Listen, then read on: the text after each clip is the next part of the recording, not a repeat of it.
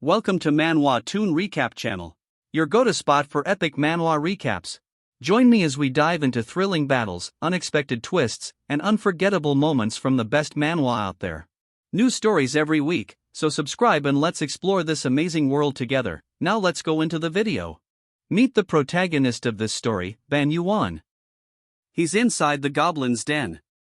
And let me tell you, he's so overpowered that he's literally cutting down countless goblins without even moving from his spot. The other goblins in the area are starting to cower as they witness this guy brutally cutting down everything in sight without even caring who's in his way. One of the terrified goblins tries to hit him with a pesky little arrow, but it's quickly smashed by his club, which is literally moving on its own. Now, the goblins are even more afraid and recoiling in apprehension. But sadly for these poor critters, they're not getting away unscathed. Ban Yuan then transforms his club into a literal enchanted gun, ready to incinerate every goblin in sight. Okay. Having all this power is cool and all, but let's take a moment to dive into Ban Yuan's origin story and see how he got to this point. Our story begins with the prodigious child, Ban Yun, who was able to read a language foreign to his native tongue since the age of 4, impressing his parents and filling them with pride. They believed he was truly a miracle child. However, what puzzled them most was his ability to read texts from countries he had never visited. As they discussed him, the grandfather arrived loudly, proudly declaring that Yun had inherited the pure bloodline of their ancestors. He enthusiastically claimed that a child had finally been born into the family, capable of fulfilling the long-held wish of restoring their family's Tower of Babel. Yun's parents didn't pay much attention to the grandfather's excitement, dismissing it as one of his usual ramblings due to old age. Yet the grandfather, frustrated by their indifference, raised his voice, insisting that what he was saying was not fantasy, but fact. The Tower of Babel was real. When his attempts to convince them failed, he turned to Yun, grabbed his drawing and writing tools, and began narrating the story to him. The grandfather explained that centuries ago, during a time of global chaos, the first ancestor of the Ban family possessed a unique ability that enabled everyone to communicate with each other. Using this power, he led the people and constructed a tower that could never collapse, the Tower of Babel. Yun listened attentively, trying to grasp the story. He then asked if their ancestor was the true owner of the tower. The grandfather continued, emphasizing the importance of remembering that they were the descendants of this remarkable person. Yun, intrigued, began asking his grandfather where the tower was located. However, the grandfather admitted that no one knew its whereabouts anymore. Yun felt disheartened and the grandfather noticed, trying to comfort him by saying that although the tower's location remained unknown, finding it would undoubtedly restore their family's glory and power. Yun's eyes sparkled with excitement at these words. From that moment on, every time his grandfather spoke of the tower and their ancestral heritage, Yun felt a burning desire to use his extraordinary talent for languages to unlock his family's long-held dream. As time passed, Yun grew up and reached the age to apply for university. He eagerly awaited his admission to the Department of Political Science and Diplomacy at Sun University, confident that his grades would secure his acceptance without issue. However, the results were delayed and Yun kept refreshing the university's webpage over and over.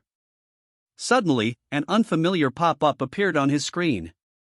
It was written in a strange language Yun had never encountered despite his mastery of many languages. Curious, Yun tried to decipher it and to his surprise, he succeeded. The message congratulated him on passing the document review for admission to the top university in an alternate dimension. Yun grew even more bewildered, unable to comprehend how he managed to read the message. Notifications began to pop up, instructing him to attend a practical evaluation with a warning that if he succeeded, he would officially be recognized as a student at the university. A countdown timer appeared on the screen and Yun felt certain that this was some sort of prank or illusion as the entire situation seemed impossible.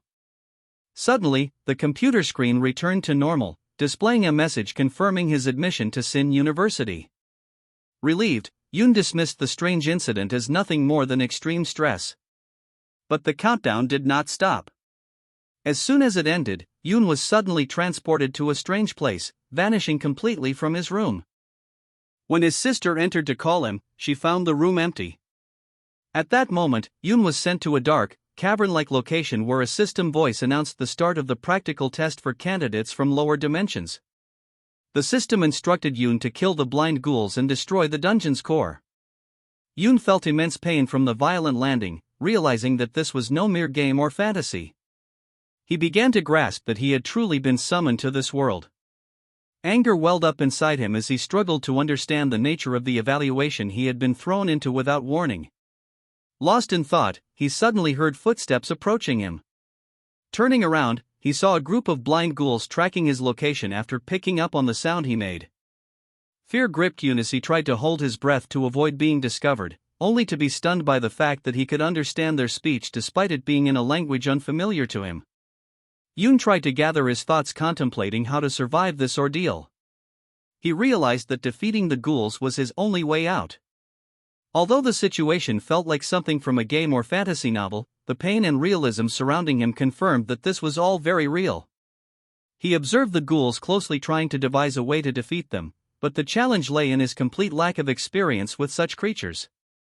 The ghouls soon began to swing their weapons wildly, with one of their attacks narrowly missing Yoon. He dodged just in time, startled by the precision of the strike, almost believing the ghoul had seen him. However, he quickly deduced that the ghouls were attacking randomly. Attempting to calm himself, Yoon accidentally stepped on a small pebble which made a sound.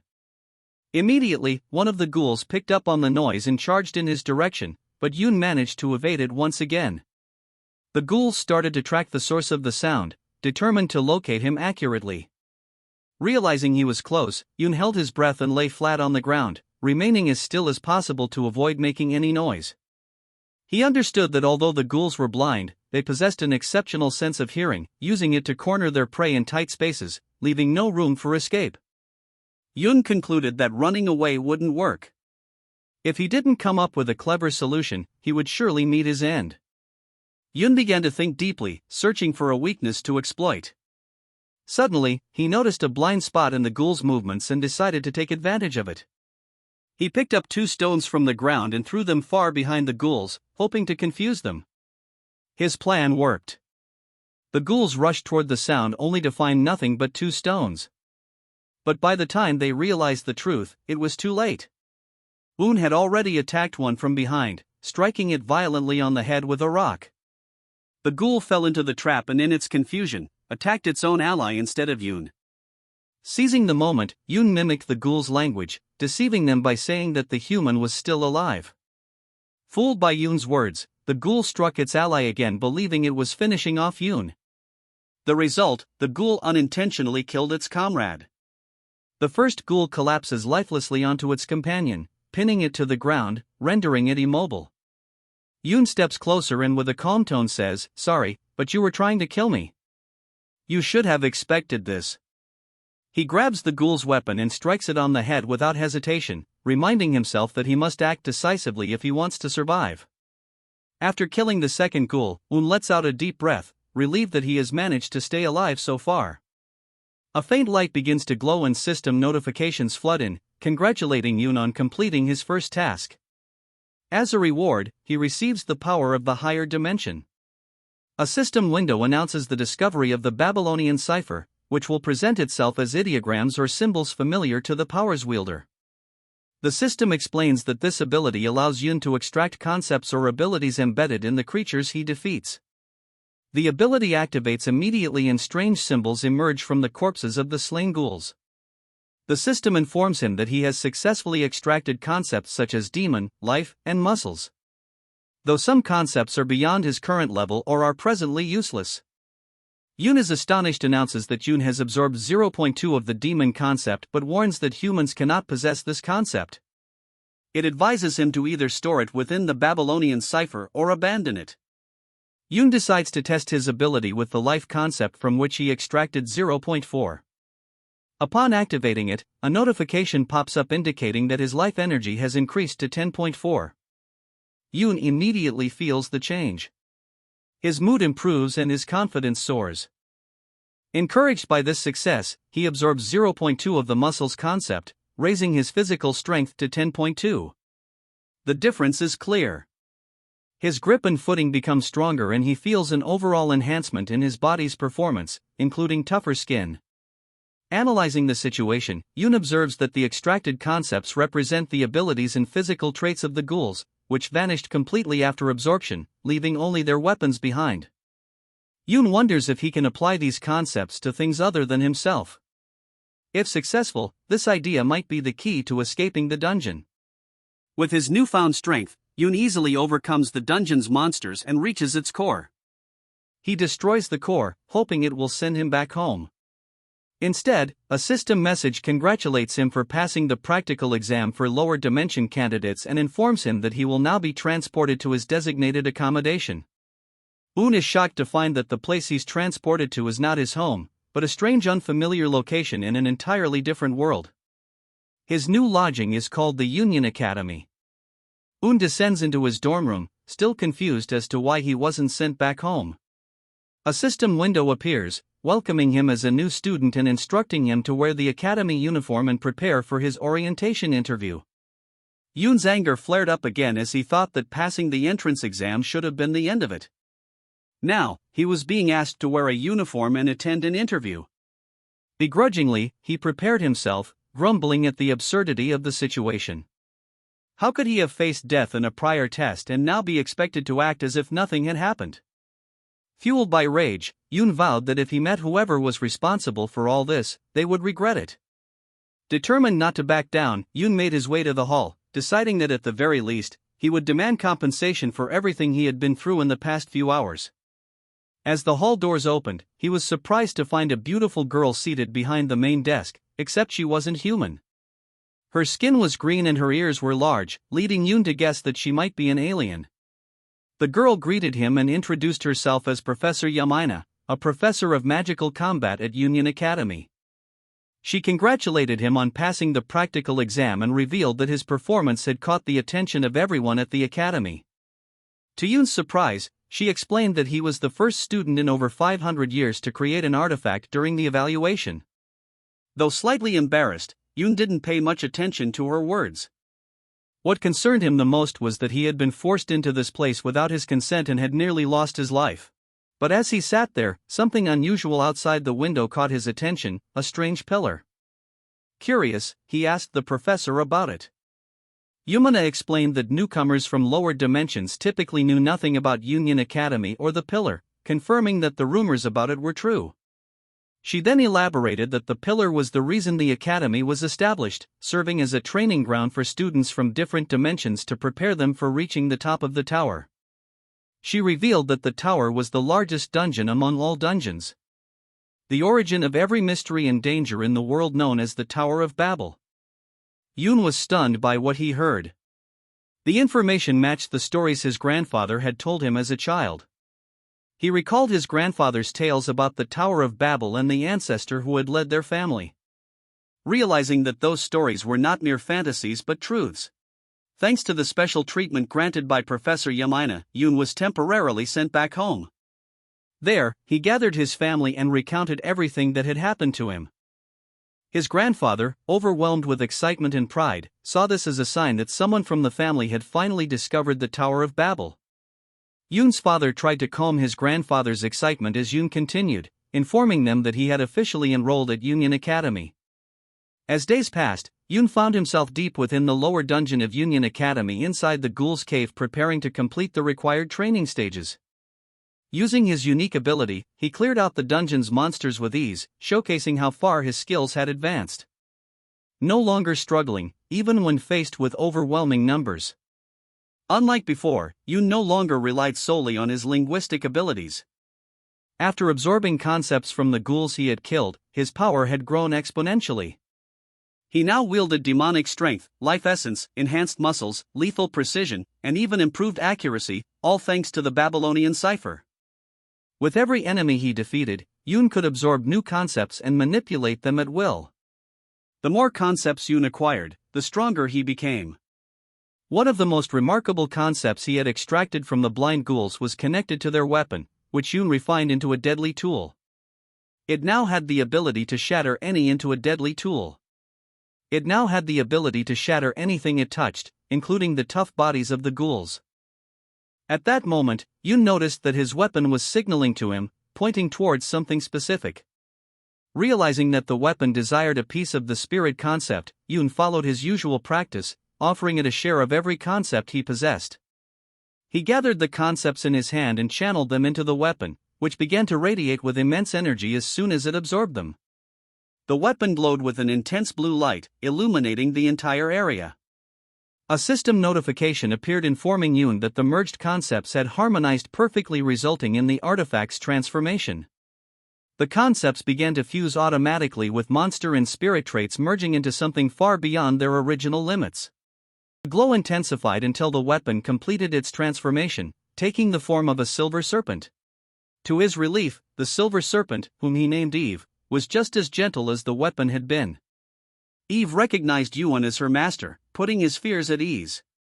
Yuan then wondered whether Eve could still shift into other forms, such as a weapon or a shield, or if her snake form was permanent. Yoon noticed that all the concepts he possessed had grown stronger, but the spirit concept had increased significantly more than the others. He also gained new abilities such as eyes that see all and ears that hear all. With the dungeon core destroyed, they could now return to the academy. A teleportation gate opened, pulling Yoon and Eve through it, bringing them back to Union Academy. Upon arrival, Yoon found himself in the middle of a welcome celebration for new students suddenly appearing among the crowd, causing a stir. He too was surprised by the sheer number of attendees. To better assess the situation, Yoon activated his eyes that see all, giving him profound insight into the auras and spirits of those around him, allowing him to grasp their abilities more deeply than usual. He quickly realized that most of the students who had entered the academy through ordinary means possessed far stronger powers than him. As Yoon stood contemplating this, a towering student from another dimension approached him from behind.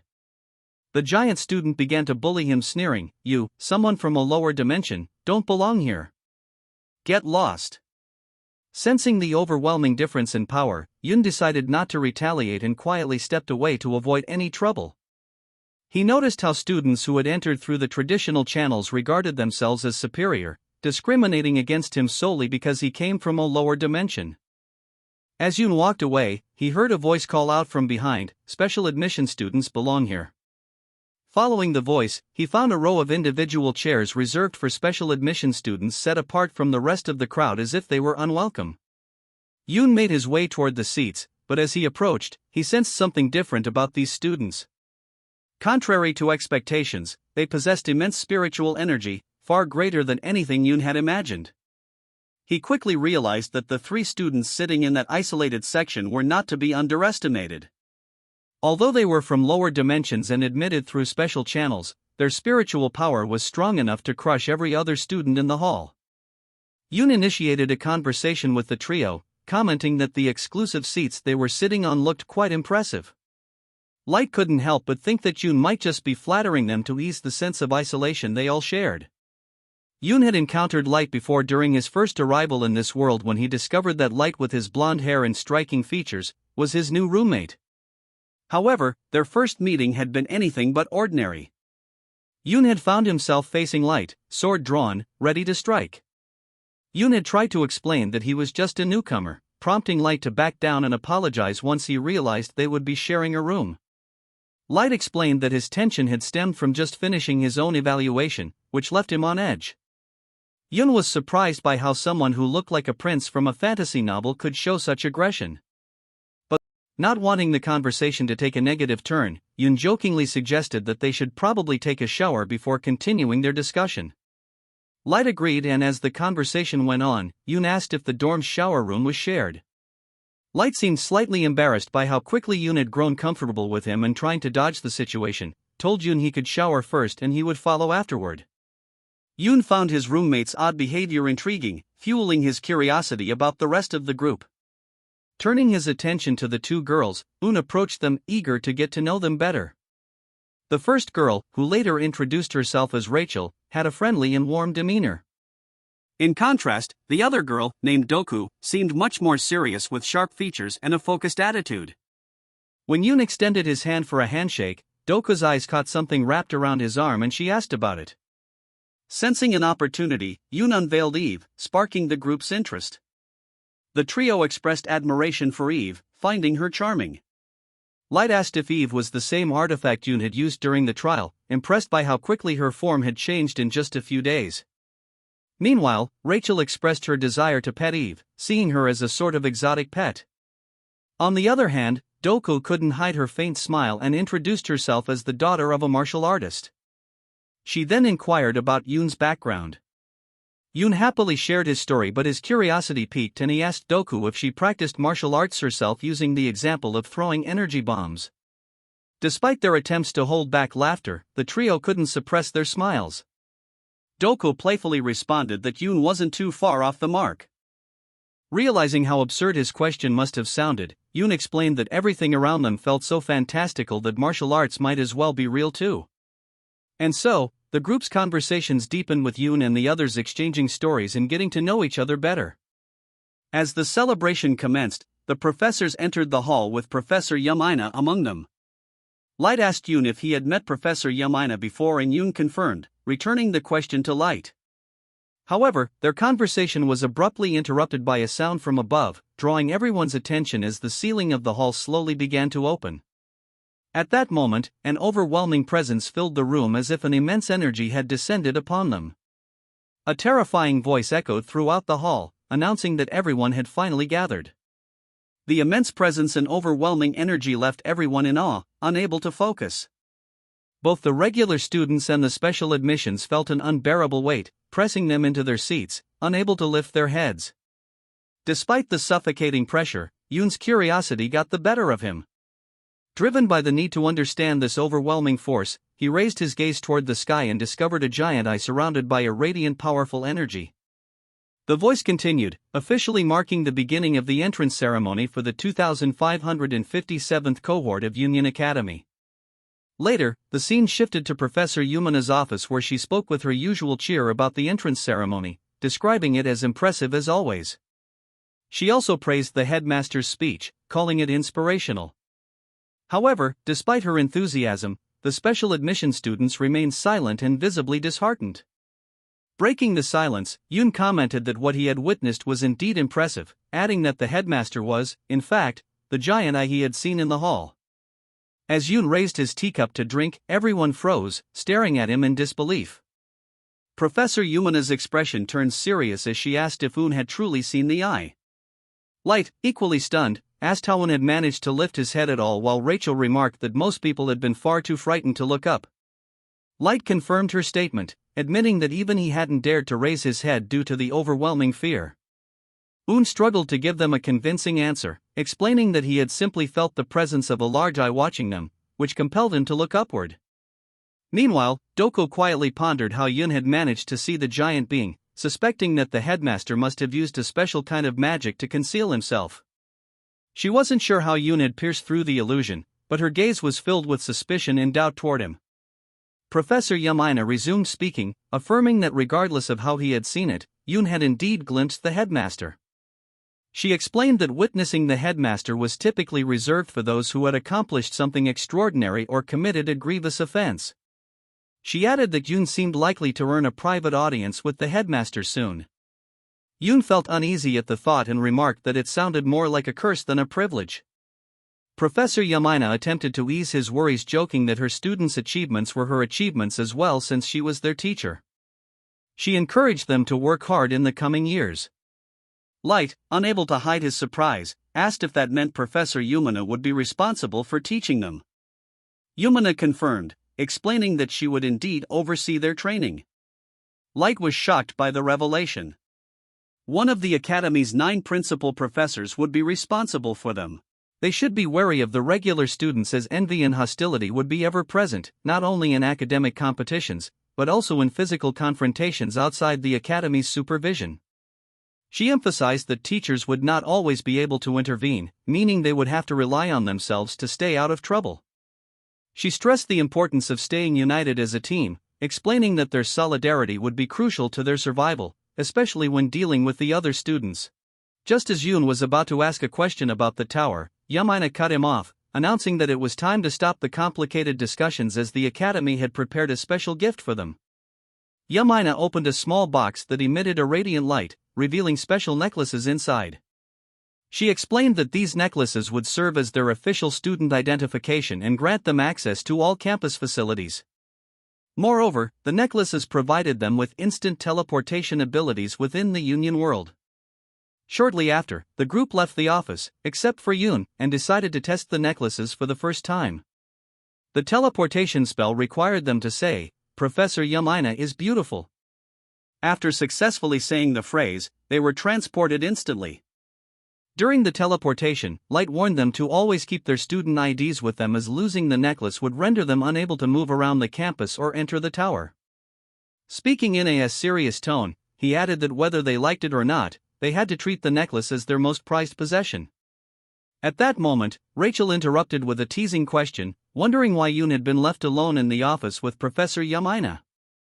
None of them had a clear answer, but Doku commented that it might have something to do with Yoon's unusual connection to the strange being he had seen. Doku recalled an earlier moment when Yamina had received a phone call. She had lowered her voice while speaking to the person on the other end who seemed to be rushing her. Yamina hadn't finished her tea during that call, which had made Doku suspicious. Now, she felt that what was happening wasn't a coincidence. No student had ever been able to look directly at the headmaster before, leading her to believe that something special or perhaps dangerous was being planned for Eun. Meanwhile, Eun sat alone in a spacious room, facing an enormous desk, feeling tense about the unexpected meeting. He couldn't understand why he had been summoned, especially since he hadn't made any mistakes on his first day. He kept his gaze fixed on the floor until he heard the headmaster's voice inviting him to look up, reassuring him that his true form wasn't present in this place. Confused about how to address him, Yoon hesitated between calling him director or advisor, only to be interrupted by the headmaster, who said, "Call me sir." The headmaster began explaining the reason for summoning Yoon. He clarified that his involvement with students was rare. He didn't care whether they were weak or strong. If they were weak, they would remain so. And if they were strong, they would meet their fate in the tower, whether by achieving glory and power or perishing along the way. The headmaster emphasized that his sole purpose was to witness someone reach the top of the tower. Everything else was meaningless to him. A moment of silence followed as Yoon processed the headmaster's words. He realized that just as his ancestors from the Ban family had pursued the tower for generations, it remained the ultimate goal, a means to restore their family's lost glory and power. Yoon was ready to risk everything to reclaim the tower and fulfill his family's legacy. Yet, one question lingered in his mind. What did the tower represent for the headmaster and the other students at the academy? After a brief hesitation, Yoon summoned his courage and asked the headmaster why students from all over came to this dimension to attempt climbing the tower and what exactly the tower was. Another moment of silence passed before the headmaster responded, describing the tower as a path to the heavens or a trial for ascension. Yoon was stunned by this cryptic answer, wondering if the headmaster was referring to the heavenly dimension often mentioned in legends. However, despite his efforts, Yoon couldn't form a clear understanding. The headmaster continued, explaining that this was why he did not interfere with the challenges students faced, except this time for Yoon. The headmaster told Yoon that he possessed extraordinary potential, far greater than anything the headmaster had seen in his lifetime. With that, the headmaster released a stream of power toward Yoon's student ID necklace. Yoon recoiled in surprise, feeling confused, and asked what was happening. The headmaster calmly explained that he had modified the necklace to grant Yoon special privileges for exploration outside the academy. From now on, Yoon would be able to access any dungeon at any time. Trying to make sense of what he had heard, Yoon asked for clarification. "Does this mean I can travel anywhere outside the academy?" Before Yoon could think or respond, a teleportation gate opened beneath his feet, sending him through it. As Yoon was transported away, the headmaster gave him one final instruction: to hone his skills quickly. If Yoon demonstrated significant progress, he would receive a new privilege, the ability to explore the tower on his own. Just before Yoon fully disappeared into the portal, the headmaster bid him farewell with an unsettling parting message. "I look forward to our next meeting." Yoon returned to Professor Yumina's office, where she immediately asked about his meeting with the headmaster. Startled by her sudden appearance, Yoon hesitated, but Yumina smiled knowingly, remarking that the headmaster had unconventional ways of ending his meetings. She explained that she had been waiting for him from the beginning, and Yoon proceeded to recount the details of what had transpired during the meeting. Yumina was impressed by the headmaster's decision to grant Yoon the privilege of leaving the academy, noting that it was highly unusual. Curious, Yoon asked if this was as significant as it seemed, mentioning that the headmaster had instructed him to improve his skills quickly. At that moment, Yoon realized he had misunderstood the headmaster's intentions. Initially, he had assumed the privileges were akin to remedial lessons to help him catch up.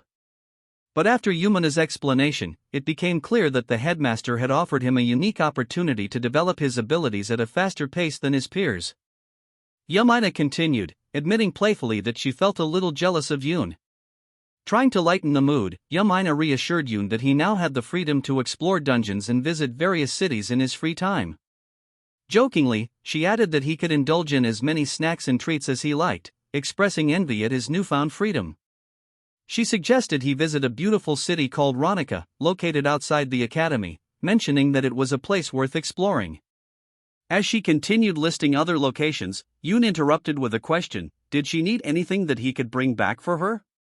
After some time spent under the warm spring sun, Yoon set off to fulfill Professor Yumina's request. She had asked for a special type of fruit-flavored juice made by the temple priests, requesting 2 full bottles. As Yoon neared the city, he appreciated the convenience of his magical storage, which allowed him to carry whatever he needed effortlessly.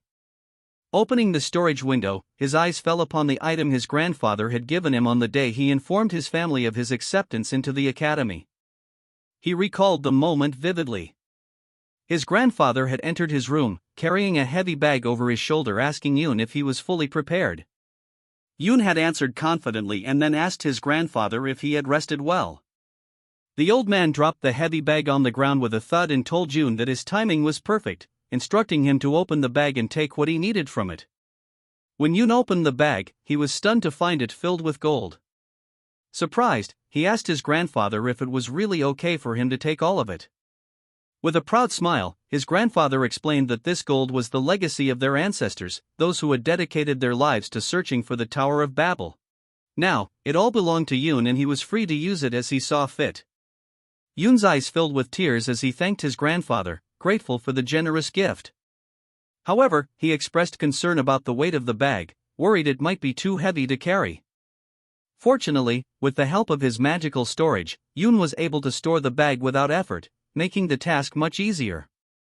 He recalled his grandfather's advice: gold holds value wherever one goes.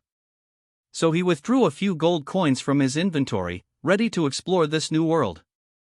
Upon arriving in the city, Yoon marveled at its advanced design, which resembled cities on Earth in many ways. However, he quickly took back his thought when he noticed flying vehicles hovering in the sky, baffled at how they operated. While lost in thought, a voice called out from behind.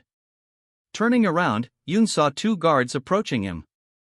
They told him they hadn't seen him around before and asked where he was from. When they noticed his school uniform, their expressions shifted to surprise and they asked if he was from Union Academy.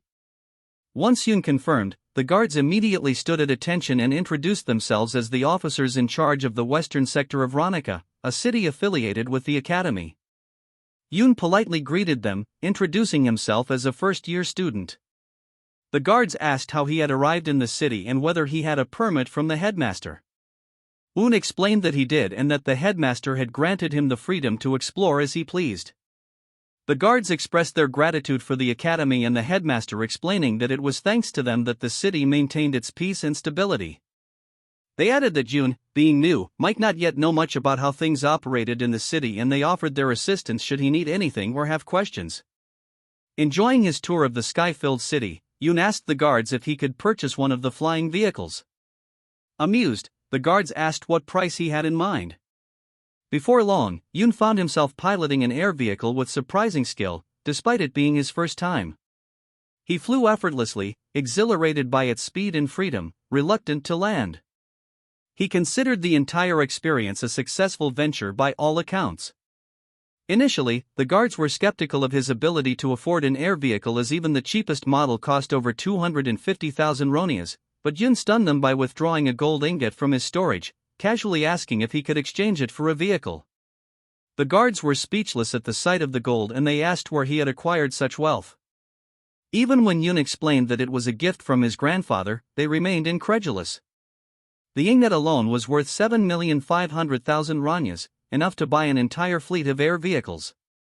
Flying through the skies, Yoon felt a deep sense of gratitude toward his grandfather, realizing just how fortunate he was to possess such wealth.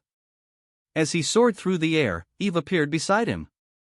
Yoon wondered aloud if it might be possible to fuse the spirit and phantom concepts with the vehicle to transform it into a living artifact. To his delight, the attempt was successful.